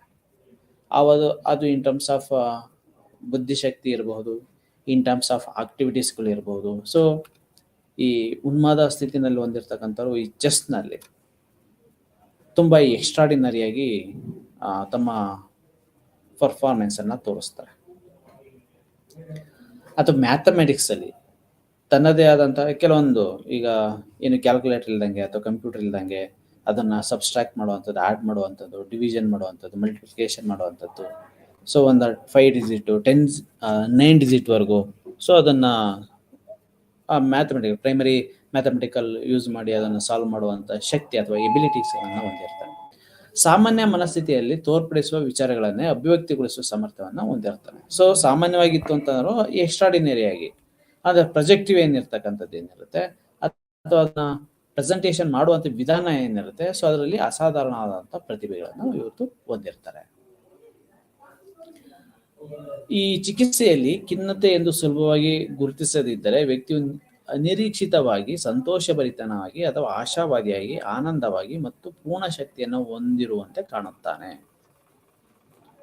ಓಕೆ, ಕೆಲವೊಂದು ಬಾರಿ ಏನಿರುತ್ತೆ, ಸೊ ಇವನಿಗೆ ಎಲ್ಲಾ ವಿಚಾರಗಳು ಗೊತ್ತು. ಓಕೆ, ಸೊ ಎಲ್ಲಾ ವಿಷಯಗಳಲ್ಲೂ ಯಾಕೆಂದ್ರೆ ಹೈಪರ್ ಆಕ್ಟಿವಿಟಿ ಅಲ್ಲ, ಸೊ ಹೈಪರ್ ಆಕ್ಟಿವಿಟಿ ಆಗಿರೋದ್ರಿಂದ ಸೊ ನಮಗೆ ನಾಲೆಡ್ಜ್ ಇದೆ, ಸ್ಕಿಲ್ಸ್ ಇದೆ, ಎಬಿಲಿಟೀಸ್ ಇದೆ, ಎಕ್ಸ್ಟ್ರಾರ್ಡಿನರಿ ಸ್ಕಿಲ್ಸ್ ಇದೆ. ಓಕೆ, ಸೊ ಇದನ್ನೆಲ್ಲರ ಮುಖಾಂತರ I can lead my life very smoothly ಅನ್ನೋ ರೀತಿಯಾದಂತಹ ಒಂದು ಪ್ರೊಜೆಕ್ಷನ್ಸ್, ಇನ್ನೊಬ್ಬರಿಗೆ ಅದನ್ನು ಅರ್ಥ ಮಾಡಿಸುವಂತ ಒಂದು ವರ್ತನೆಗೆ ಈತ ಇಳಿತಾನೆ. ಉನ್ಮಾದ ಒಳಗೊಂಡಿರುವ ಇತರೆ ಅಂಶಗಳು, ಸೊ ಭ್ರಮೆ ಇರುತ್ತೆ, ಸೊ ಆಗ್ಲೇ ಹೇಳ್ದಂಗೆ ಗಾಂಭೀರ್ಯತೆ, ನಿಗೂಢತೆ ಅಥವಾ ಬೇರೆ ರೀತಿಯಾಗಿ ಇರ್ತಕ್ಕಂಥದ್ದು ಇವೆಲ್ಲ. ಅತಿ ಭಾವಾತಿರೇಕತ್ವ, ಅತಿಯಾದ ಭಾವನೆಗಳು, ಅದು ಅತಿರೇಕಕ್ಕೆ ಹೋಗುವಂಥದ್ದು. ಅತಿಯಾಗಿ ಧರ್ಮನಿಷ್ಠೆ, ಓಕೆ, ಸೊ ಅತಿಯಾದಂತಹ ಚಟುವಟಿಕೆಗಳು. ಸೊ ಯಾವುದಾದ್ರೂ ಸಹ ಅತಿ ಅನ್ನೋ ಒಂದು ವರ್ಡು ಅವನ ಕಂಪ್ಲೀಟ್ ಚಟುವಟಿಕೆಯಲ್ಲಿ ಕಾಣಿಸ್ಕೊಳ್ತಾ ಹೋಗುತ್ತೆ. ನಿಷ್ಠೆಯನ್ನು ಹೊಂದಿದ್ದಾನೆ, ಅತಿಯಾದ ನಿಷ್ಠೆ ಇರುತ್ತೆ, ನಿಷ್ಠೆ ಇರಬೇಕು, ಅತಿಯಾದ ನಿಷ್ಠೆ. ಓಕೆ, ಒಂದು ಲಕ್ಷ್ಮಣ ರೇಖೆ ರೀತಿಯಾಗಿ. ಓಕೆ, ಸೊ ಈ ಗೆರೆಯನ್ನ ದಾಟಬಾರ್ದು ಅಂತ ಅಂದ್ರೆ, ಸೊ ಯಾವುದೇ ಕಾರಣ, ಈಗ ಅವರು ಒಂದು ಈಗೋ ವಿಷಯ ಅಂತ ನಾವು ತೆಗೆದುಕೊಂಡಾಗ ಒಬ್ಬ ವ್ಯಕ್ತಿ ಮತ್ತೊಬ್ಬ ವ್ಯಕ್ತಿಯ ಜೊತೆ ಮಾತನಾಡ್ತಾ ಇಲ್ಲ ಅಂತ ಅಂದಾಗ, ಸೊ ಅವ್ರು ಮಾತನಾಡಿಸ್ತಲೇ ನಾನು ಮಾತನಾಡಿಸಲ್ಲ. ಸೊ ಹೀಗೆ ಅತಿಯಾದಂತಹ, ಸೊ ಯಾವುದೇ ಒಂದು ವಿಷಯನ ತೆಗೆದುಕೊಂಡ್ರು ಸಹ ಅದರಲ್ಲಿ ಅತಿ ಅಂತಕ್ಕಂಥದ್ದು ಇವರ ಗುಣಲಕ್ಷಣಗಳಲ್ಲಿ ಆಡ್ ಆಗ್ತಾ ಹೋಗುತ್ತೆ. ಕಾರಣಗಳೇನು? ಈ ಉನ್ಮಾದ ಸ್ಥಿತಿಗೆ ಒಬ್ಬ ವ್ಯಕ್ತಿ ಹೋಗ್ತಾ ಇದ್ದಾನೆ ಅಂತ ಅಂದಾಗ ಆತನಿಗೆ ಆಗಿರ್ತಕ್ಕಂಥ ಒಂದು ಕಾರಣಗಳು, ಪರಿಣಾಮಗಳೇನು? ಈ ಉನ್ಮಾದ ಸಂಕೀರ್ಣ ನರಶರೀರ ವಿಜ್ಞಾನವಾದಂತಹ ವಿಷಯವಾಗಿದೆ ಅಂತ ಹೇಳ್ತಾರೆ. It is based on neurological problem. ಉನ್ಮಾದವು ಬೆಳೆಯುವಂತೆ ಮಾಡುವ ಅಂಶಗಳು ಅನುವಂಶಿಕವಾಗಿ ಇರುತ್ತೆ ಅಂತ ಹೇಳ್ತಾರೆ.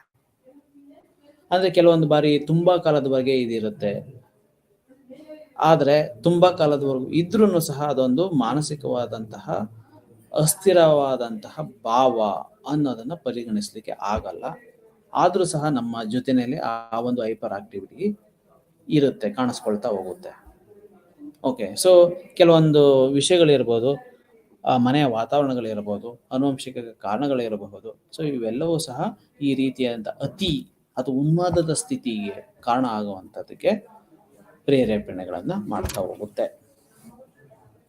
ಅಂದ್ರೆ ಈ ಕಂಪ್ಲೀಟ್ ಆಗಿ ಇದನ್ನ ನ್ಯೂರಾಲಜಿಕಲ್ ರಿಲೇಟೆಡ್ ಡಿಸಾರ್ಡರ್ಸ್ ಅಂತ ಕರೆದ್ರೆ ಅದಕ್ಕೆ ಪ್ರಮುಖವಾದಂತಹ ಕಾರಣ ಆನುವಂಶಿಕ ಕಾರಣ. ಆನುವಂಶಿಕ ಕಾರಣ ಅಂತಂದ್ರೆ ಸೊ ಯಾರೋ ಅವರ ಪೇರೆಂಟ್ಸ್ ಅಲ್ಲಿ ಮದರೋ ಫಾದರೋ ಯಾವುದೋ ಒಂದು ಫೆಟರ್ನಲ್ ಸೈಡೋ ಮೆಟರ್ನಲ್ ಸೈಡೋ ಇರ್ತಕ್ಕಂಥ ಅಂಶಗಳು ಈ ಒಂದು ವ್ಯಕ್ತಿನಲ್ಲಿ ಅದೇ ರೀತಿಯಾದಂಥ ಗುಣಲಕ್ಷಣಗಳು ಕಾಣಿಸ್ಕೊಳ್ತಾ ಇದೆ ಅಥವಾ ವ್ಯಕ್ತಗೊಳ್ತಾ ಹೋಗ್ತಾ ಇದೆ. ಅಲ್ಪಾವಧಿಯ ಉನ್ಮಾದಕತೆಗೆ ಅಥವಾ ಪ್ರಾಥಮಿಕ ಪ್ರಚೋದನೆ, ನಿದ್ದೆ ಕಡಿಮೆ ಆಗುವಂಥದ್ದು, ಸಾಮಾಜಿಕ ಸಮಸ್ಯೆಗಳು, ವೈದ್ಯಕೀಯ ಚಿಕಿತ್ಸೆ ಅಥವಾ ಅನಾರೋಗ್ಯ, ಉನ್ಮಾದಗ್ರಸ್ತತೆ, ಅತಿ ಪ್ರಚೋದನೆ ನೀಡಬಹುದು ಅಥವಾ ಆನುವಂಶಿಕ ಪ್ರವೃತ್ತಿ ಅಥವಾ ಮೆದುಳಿನ ತೊಂದರೆಗಳು ಅತ್ಯುತ್ತಮ ಮತ್ತು ಹಠದ ಸ್ವಭಾವದ ಉನ್ಮಾದದ ಗ್ರಸ್ತ ಲಕ್ಷಣಗಳಿಗೆ ಮುಖ್ಯ ಪರಿಣಾಮವಾಗಬಹುದು. ಓಕೆ, ಸೊ ಈ ಎಲ್ಲ ಕಾರಣಗಳು ಈ ಒಂದು ಒಬ್ಬ ವ್ಯಕ್ತಿ ಉನ್ಮಾದದ ಸ್ಥಿತಿಗೆ ತಲುಪ್ತಾ ಇದ್ದಾನೆ ಅನ್ನೋದಕ್ಕೆ ಕಾರಣಗಳು ಆಗ್ತಾ ಹೋಗ್ತವೆ. ಓಕೆ, ಸೊ ಅದ್ರ ಜೊತೆಗೆ ಈ ನ್ಯೂರಾಲಜಿಕಲ್ ಅಂತ ಅಂದಾಗ ಸೊ ಬೇರೆ ಬೇರೆ ಆದಂಥ ಒಂದು ಒತ್ತಡಗಳಿರಬಹುದು, ಪ್ರೆಷರ್ಸ್ ಅಥವಾ ಯಾವುದೇ ಒಂದು ಸಂದರ್ಭಗಳಿರಬಹುದು. ಆ ಸಂದರ್ಭಗಳು, ಸನ್ನಿವೇಶಗಳು ಮತ್ತೆ ಹೆರಿಡಿಟಿ ಫ್ಯಾಕ್ಟರ್ಸ್ಗಳು ಆತನಲ್ಲಿ ಇರ್ತಕ್ಕಂತಹ ಒಂದು ಈಗ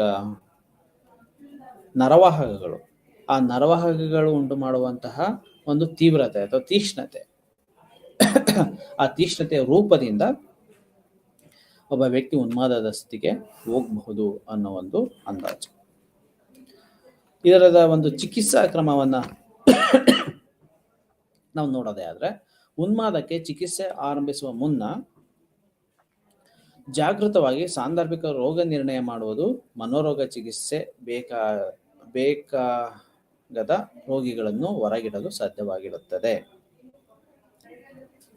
ಓಕೆ, ಒಂದು ರೋಗವನ್ನ ನಿರ್ಣಯಿಸಬೇಕು, ರೋಗ ನಿರ್ಣಯವನ್ನ ಮಾಡಬೇಕು ಅನ್ನೋದೇ ಆದ್ರೆ ಜಾಗೃತವಾಗಿ ಸಾಂದರ್ಭಿಕ ರೋಗ ನಿರ್ಣಯವನ್ನ, ಅಂದ್ರೆ ಏನೆಲ್ಲ ಸಿಂಪ್ಟಮ್ಸ್ಗಳು ಏನಿದೆ, ಅದಕ್ಕೆ ಕಾರಣ ಆಗಿರ್ತಕ್ಕಂಥ ಅಂಶಗಳು ಯಾವುವು ಅನ್ನೋದನ್ನ ನಾವು ನೋಡ್ಕೋಬೇಕಾಗುತ್ತೆ, ಐಡೆಂಟಿಫೈ ಮಾಡ್ಕೋಬೇಕಾಗುತ್ತೆ, ಅದಕ್ಕೆ ಕರಲೇಟ್ ಮಾಡಬೇಕಾಗುತ್ತೆ. ಬೈಪೋಲಾರ್ ಡಿಸಾರ್ಡರ್ಸ್ನ ಅಲ್ಪಾವಧಿ ಉನ್ಮಾದಕ್ಕೆ ಮುಖ್ಯವಾಗಿ ಮೂಡ್ ಸ್ಟೆಬಿಲೈಸರ್ ಮತ್ತು ಅಥವಾ ಆಂಟಿಸೈಕೋಟಿಕ್ ಚಿಕಿತ್ಸೆ ಇಂಥ ಮುಂತಾದ ಚಿಕಿತ್ಸೆಗಳನ್ನ ನೀಡಲಾಗುತ್ತೆ. ಈ ಚಿಕಿತ್ಸೆಗಳು ಔಷಧಿ ಗೊತ್ತುಪಡಿಸುತ್ತದೆ ಮತ್ತು ಹಾನಿಕಾರಕ ಅಡ್ಡ ಪರಿಣಾಮಗಳನ್ನು ಎಚ್ಚರಿಕೆಯಿಂದ ಪರೀಕ್ಷಿಸಿ ದೂರವಿರಿಸುತ್ತದೆ. ಉದಾಹರಣೆಗೆ ಆಂಟಿಸೈಕೋಟಿಕ್ ಚಿಕಿತ್ಸೆಯಿಂದ ನ್ಯೂರೋಲಾಪ್ಟಿಕ್, ಮಿಲಿಗಂಟ್ ಸಿಂಡ್ರೋಮ್, ಸೊ ಮುಂತಾದ ರೋಗ ಲಕ್ಷಣಗಳು ಕಾಣಿಸ್ಕೊಳ್ತಾ ಹೋಗುತ್ತೆ. ಸೊ ಆ ಒಂದು ಸಿಂಪ್ಟಮ್ಸ್ಗೆ ತಕ್ಕಂತೆ ನಾವು ಚಿಕಿತ್ಸೆಗಳನ್ನು ಕೊಡಬೇಕು ಅನ್ನೋದೇ ಆದರೆ ಅದನ್ನ ವಿಶಿಷ್ಟವಾಗಿ ಡಯಾಗ್ನೋಸಿಸ್ ಪಾರ್ಟ್ ಇಂಪಾರ್ಟೆಂಟ್ ಆಗುತ್ತೆ. ಡಯಾಗ್ನೋಸಿಸ್ನ ನಂತರವೇ ಯಾವುದಾದ್ರೂ ಒಂದು ರೋಗ ನಿರ್ಣಯವನ್ನು ಮಾಡಲಿಕ್ಕೆ ಸಾಧ್ಯ ಆಗ್ತಾ ಹೋಗುತ್ತೆ. ಇದ್ರ ಜೊತೆಗೆ ಒಬ್ಬ ವ್ಯಕ್ತಿ ಉನ್ಮಾದ ಅಥವಾ ಖಿನ್ನತೆ ಸ್ಥಿತಿನಲ್ಲಿ ಇದ್ದಾನೆ ಅಂತ ಅಂದಾಗ ಆಂಟಿಸೈಕೋಟಿಕ್ ಮತ್ತು ಮೂಡ್ ಸ್ಟೆಬಿಲೈಸರ್ಸ್ಗಳು ಮನಸ್ಥಿತಿಯನ್ನು ಸ್ಥಿರವಾಗಿ ಕಾಯ್ದುಕೊಳ್ಳಲು ಸಹಾಯ ಮಾಡುತ್ತೆ. ಸೊ ಅಂಥವ್ರಿಗೆ ಈ ರೀತಿಯಾದಂಥ ಆಂಟಿಸೈಕೋಟಿಕ್ಸ್ ಮತ್ತು mood stabilisers, mood stabilisers, mood ಅಂತಾರೆ ತುಂಬಾ ಕಡಿಮೆ ಇರ್ತಕ್ಕಂಥದ್ದು ಅಲ್ಲ, ತುಂಬಾ ಹೈಪರ್ ಆಗಿರ್ತಕ್ಕಂಥದ್ದು ಅಲ್ಲ. ಸೊ ಇವೆರಡನ್ನು ಸಹ ಮಾಡ್ರೇಟ್ ಮಾಡುವಂತಹ ಒಂದು ಸ್ಟೆಬಿಲೈಸ್ ಮಾಡುವಂತಹ ಒಂದು ಟ್ಯಾಬ್ಲೆಟ್ಸ್ಗಳನ್ನು, ಮೂಡ್ ಸ್ಟೆಬಿಲೈಸರ್ಸ್ಗಳನ್ನು ಸಹ ಇಲ್ಲಿ ಕೊಟ್ಟು ಅವರ ಮೂಡ್ಗಳನ್ನು, ಅಂದರೆ ಹೈಪರ್ ಆಕ್ಟಿವಿಟೀಸ್ಗಳಿಂದ ಒಂದು ನಾರ್ಮಲ್ ಸಿಚುವೇಶನ್ಗೆ, ನಾರ್ಮಲ್ ಸ್ಟೇಜ್ಗೆ ಬರುವಂಥ ಚಟುವಟಿಕೆಗಳನ್ನು ಅಥವಾ ಪ್ರಕ್ರಿಯೆಗಳನ್ನು ಮಾಡಲಿಕ್ಕೆ ಸಾಧ್ಯ ಆಗ್ತಾ ಹೋಗುತ್ತೆ. ಇದ್ರ ಜೊತೆಗೆ ಈ ಏನು ಟ್ರೀಟ್ಮೆಂಟ್ಸ್ ಏನಿದೆ, ಮೆಡಿಸಿನ್ಸ್ ಏನಿದೆ, ಅದ್ರ ಜೊತೆಗೆ ಈ ಒಂದು ಮೆಡಿಟೇಷನ್ನು, ಯೋಗ, ಅದ್ರ ಜೊತೆಗೆ CBT, cognitive behavioural therapy. So ಈ ರೀತಿಯಾದಂಥ ಥೆರಪೀಸ್ಗಳನ್ನು ಸಹ ಇಲ್ಲಿ ನೀಡುವಂಥದ್ದು ಸೂಕ್ತವಾಗುತ್ತೆ. ಕಾಗ್ನಿಟಿವ್ ಬಿಹೇವಿಯರಲ್ ಥೆರಪಿ, ಸೊ ನಮ್ಮಲ್ಲಿ ಅನೇಕ ಬಿಹೇವಿಯರಲ್ ಚೇಂಜಸ್ಗಳಿದೆ ವಿಚ್ ಈಸ್ ನಾಟ್ ನಾರ್ಮಲ್. ಅಂತಹ ಸಂದರ್ಭದಲ್ಲಿ ನಮ್ಮ ಕಾಗ್ನಿಷನ್ಸ್ ಇರ್ತಕ್ಕಂಥದ್ದು. ಸೊ ಏನಕ್ಕೆ ಅಂತ ಅಂದರೆ ಅವರು ಹೈಪರ್ ಆಕ್ಟಿವಿಟಿ ಇದ್ದಾರೆ ಅಂತ ಅನ್ನೋದೇ ಅವರ ಗಮನಕ್ಕೆ ಬರೋದಿಲ್ಲ. ಅವ್ರು ಅಂದ್ಕೊಂಡಿರ್ತಾರೆ ಇಟ್ ಈಸ್ ನಾರ್ಮಲ್ ಅಂತ, ಬಟ್ ಅದು ಹೊರಗಿನವರಿಗೆ, ಬೇರೆಯವರಿಗೆ ಅದು ಹೈಪರ್ ಆಕ್ಟಿವಿಟೀಸ್ ಅಂತ ಹೊಂದಿರುತ್ತೆ. ಏನಕ್ಕೆ ಅಂತಾರೆ ಅವ್ರ ಥಾಟ್ ಪ್ರೋಸೆಸ್, ಅವರ ಆಲೋಚನೆ ಪ್ರಕ್ರಿಯೆಗಳು ಆ ರೀತಿಯಾಗಿರುತ್ತೆ ವಿಚ್ ಈಸ್ ನಾರ್ಮಲ್ ಅನ್ನೋ ರೀತಿಯಾಗಿ. ಸೊ ನಾವಲ್ಲಿ ಅವರ ಕಾಗ್ನಿಷನ್ ಅನ್ನು ಚೇಂಜ್ ಮಾಡೋದ್ರಿಂದ ಆಬ್ವಿಯಸ್ಲಿ ಅವರ ವರ್ತನೆಯಲ್ಲಿ ಬದಲಾವಣೆಗಳನ್ನು ತರಲಿಕ್ಕೆ ಸಾಧ್ಯ ಆಗುತ್ತೆ. ಸೊ ಇದು ಆಗಬೇಕಾಗಿರೋದು CBTಯಿಂದ, ಕಾಗ್ನಿಟಿವ್ ಬಿಹೇವಿಯರಲ್ ಥೆರಪಿಯಿಂದ. ಕಾಗ್ನಿಟಿವ್ ಬಿಹೇವಿಯರಲ್ ಥೆರಪಿಯನ್ನು ಅಪ್ಲೈ ಮಾಡೋದ್ರಿಂದ ಸೊ ಅವರ ಕಾಗ್ನಿಷನ್ ಅನ್ನು ನಾವು ರೀಶೇಪ್ ಮಾಡಬಹುದು. ಯಾವಾಗ ಅವರ ಕಾಗ್ನಿಟಿವ್ ಅನ್ನು ರೀಶೇಪ್ ಮಾಡಬಹುದು, ಆಬ್ವಿಯಸ್ಲಿ ಅವರ ವರ್ತನೆಯ ಮೇಲೆ ಅದು ಆ ಕಾಗ್ನಿಟಿವ್ ಬಿಹೇವಿಯರಲ್ ಥೆರಪಿ ಒಂದು ಇಂಪ್ಯಾಕ್ಟ್ ಅನ್ನು ಮಾಡ್ತಾ ಹೋಗುತ್ತೆ. ಅದ್ರ ಜೊತೆಗೆ ಸೊ ಬೇರೆ ಬೇರೆ ಕಾಗ್ನಿಟಿವ್ ಬಿಹೇವಿಯರಲ್ ಥೆರಪಿ ಅಂತಂದ್ರೆ ಬೇರೆ ಬೇರೆ ರೀತಿಯಾದಂಥ ಥೆರಪೀಸ್ ಟೆಕ್ನಿಕ್ಸ್ಗಳಿದೆ. ಅದ್ರ ಜೊತೆಗೆ ಯೋಗ ಏನು ಮಾಡುತ್ತೆ, ಅಥವಾ ಮೆಡಿಟೇಷನ್ಸ್ ಏನು ಮಾಡುತ್ತೆ, ಯೋಗ ಮತ್ತು ಮೆಡಿಟೇಷನ್ನು ನಮ್ಮ ಎನರ್ಜಿ ಲೆವೆಲನ್ನು ಕಾಪಾಡ್ಕೊಳ್ಳೋದಕ್ಕೆ, ಮತ್ತು ಒಂದು ಮೆಡಿಟೇಷನ್ನು ನಮ್ಮ ಇನ್ಹೇಲು ಉಸಿರಾಡೋ ಪ್ರಕ್ರಿಯೆ ಏನಿರುತ್ತೆ, ಇನ್ಹೇಲು ಎಕ್ಸೇಲು, ಅದನ್ನು ಒಂದು ಸರಿಯಾದ ಅನುಕ್ರಮದಲ್ಲಿ ಮೇಂಟೈನ್ ಮಾಡಲಿಕ್ಕೆ ಅಥವಾ ರೆಗ್ಯುಲೇಟ್ ಮಾಡಲಿಕ್ಕೆ ಸಾಧ್ಯ ಆಗ್ತಾ ಹೋಗುತ್ತೆ. ಸೊ ಈ 3 ಸ್ಟೆಬಿಲೈಸರ್ಸ್ಗಳ ಜೊತೆಗೆ ಏನು ಮೆಡಿಷನ್ಸ್ ಏನಿರುತ್ತೆ, ಅದ್ರ ಜೊತೆಗೆ ಈ ಒಂದು ಯೋಗ, ಅದ್ರ ಜೊತೆಗೆ ಈ ಮೆಡಿಟೇಷನ್ಸ್ ಮಾಡೋದ್ರಿಂದ ನಮ್ಮ ಒಂದು ಓವರಾಲ್ ಬಿಹೇವಿಯರು ನಾರ್ಮಲ್ ಸ್ಟೇಜಿಗೆ, ಅಥವಾ ಈ ಹೈಪರ್ ಲೆವೆಲ್ ಏನಿರುತ್ತೆ, ಹೈಪರ್ ಲೆವೆಲಿಂದ ಒಂದು ಮಾಡರೇಟ್ ಲೆವೆಲ್ಗೆ, ಅಥವಾ ನಾರ್ಮಲ್ ಲೆವೆಲ್ಗೆ, ಅಥವಾ ಒಂದು ಆವರೇಜ್ ಲೆವೆಲ್ಗೆ ಆ ಆಕ್ಟಿವಿಟೀಸನ್ನು ಇಳಿಸ್ಲಿಕ್ಕೆ ಸಾಧ್ಯ ಆಗ್ತಾ ಹೋಗುತ್ತೆ. ಸೊ ಹೀಗೆ ಈ ಒಂದು ಚಿಕಿತ್ಸಾ ಕ್ರಮ, ಆಬ್ವಿಯಸ್ಲಿ ಈ ಮೇನಿಕ್ ಪೇಷಂಟ್ಗೆ ಚಿಕಿತ್ಸೆ ಬಹಳ ಅವಶ್ಯಕತೆ ಇರುತ್ತೆ. ಅವರು ಹೊಂದಿರತಕ್ಕಂಥ ಒಂದು ಹೈಪರ್ ಆಕ್ಟಿವಿಟಿಯಿಂದ ಅಥವಾ ಉನ್ಮಾದದ ಸ್ಥಿತಿಯಿಂದ ನಾರ್ಮಲ್ ಒಂದು ಆವರೇಜ್ ಸ್ಥಿತಿಗೆ ತರಬೇಕು ಅಂತಾದರೆ ಈ ರೀತಿಯಾದಂಥ ಮದ್ದುಗಳು ಸಹಾಯವನ್ನು ಮಾಡ್ತವೆ. ಅದರ ಜೊತೆಗೆ ಅವರು ಹೊಂದಿರತಕ್ಕಂಥ ಒಂದು ಜೀವನ ಶೈಲಿ ಅಂತ ಅಂದರೆ ಅವರ ಆಕ್ಟಿವಿಟೀಸ್ಗಳನ್ನು ನಿಯಂತ್ರಣ ಮಾಡುವಂಥದ್ದು, ಅವರ ಎನರ್ಜಿಯನ್ನು ಬೇರೆ ಬೇರೆ ಕ್ಷೇತ್ರಗಳಿಗೆ ವಿನಿಯೋಗ ಆಗೋ ರೀತಿಯಾಗಿ ಮಾಡುವಂಥದ್ದು, ಆಲೋಚನಾ ಪ್ರಕ್ರಿಯೆಗಳನ್ನು ಕಡಿಮೆ ಮಾಡುವಂಥದ್ದು, ಅಂಥ ಪ್ರಕ್ರಿಯೆಗಳನ್ನು ಕಡಿಮೆ ಮಾಡಿರುವಂಥದ್ದನ್ನು ಸೊ ಆ ಉಳಿದು ಇರತಕ್ಕಂಥ ಎನರ್ಜಿಯನ್ನು ಒಂದು ಹೆಲ್ತಿಯಾಗಿ ಸ್ಟೆಬಿಲೈಸ್ ಮಾಡುವಂಥದ್ದು. ಸೊ ಇಂತಹ ಆಕ್ಟಿವಿಟೀಸ್ಗಳಿಗೆ ಅವರನ್ನು ನಾವು ದೂಡಬೇಕಾಗುತ್ತೆ. ಈ ಒಂದು ಚಿಕಿತ್ಸಾ ಕ್ರಮ ಏನಿದೆ, ಈ ಚಿಕಿತ್ಸಾ ಕ್ರಮ ಅವ್ರಿಗೆ ಬಹಳ ಪ್ರಮುಖವಾಗೋದ್ರ ಜೊತೆಗೆ ಅವರಲ್ಲಿ ಇರ್ತಕ್ಕಂಥ ಒಂದು ಉನ್ಮಾದದ ಸ್ಥಿತಿಯನ್ನು ನಾರ್ಮಲ್ ಸ್ಟೇಜ್ಗೆ ತರಬಹುದು. ಇದು ಇವತ್ತಿನ ವಸ್ತು ವಿಷಯ. ಎಲ್ಲರಿಗೂ ನಮಸ್ಕಾರ.